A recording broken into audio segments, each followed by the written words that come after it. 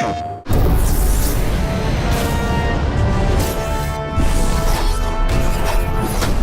did a bunch of work early on looking at various different types of weapons we could add to the sandbox. It's hard to find a new role that fits into that without breaking anything, but we throw stuff at the wall, see what sticks. And we found that the glaive was sticky. Yes, it was. It is a projectile weapon, and it is a shield, and it's a melee weapon all at the same time. You can just destroy stuff. That's really satisfying. Yeah, it's a whole cocktail of absurdity.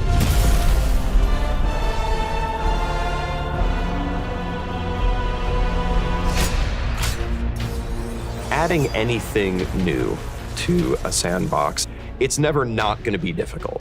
It's kind of amazing to think how many development hours went into this. A designer dedicated just to the glaive for almost a year, like 6 months animator time, a ton of engineering support. And it's so different than we thought it was going to be from the outset. Yeah. The amount of iteration that went into this resulted in something I think is really special. When we first started running playtests with it, they were way too strong. And that's a good thing. That's a good problem to have. You need to know how it's going to break things in addition to how it's working. And one of the best ways to do that is to send a whole bunch of people into a big map and go, hey, try and kill each other in the most ridiculous, absurd ways you possibly can. Like, look at this. You're not really playtesting if nobody is being an insufferable little trash goblin. It's my kind of playstyle. I like getting into the face.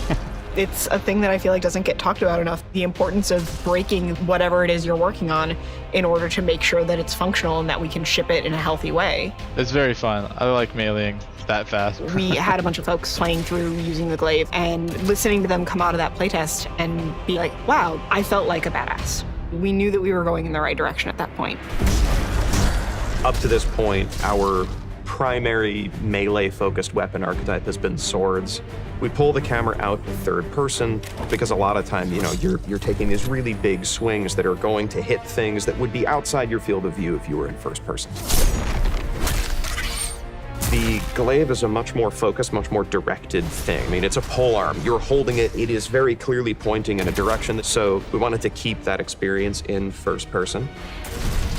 It has an immediacy that I think would have been lost if we were exclusively in third person.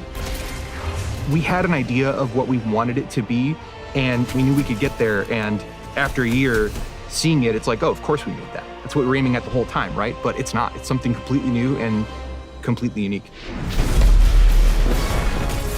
One of the things that I think is so exciting about the Glaive is it's the kind of weapon you can only find in a Bungie game.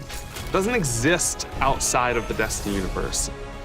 It's this thing that someone said, okay, we love the high fantasy influences and we love sci-fi. Let's mold those two things together in this thing that's like part lance, part fusion rifle, part shield.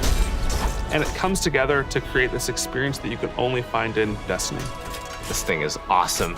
A sword, a gun, and a shield all at once. It's just something we're really excited for. I can't wait for players to get their hands on the Glaive.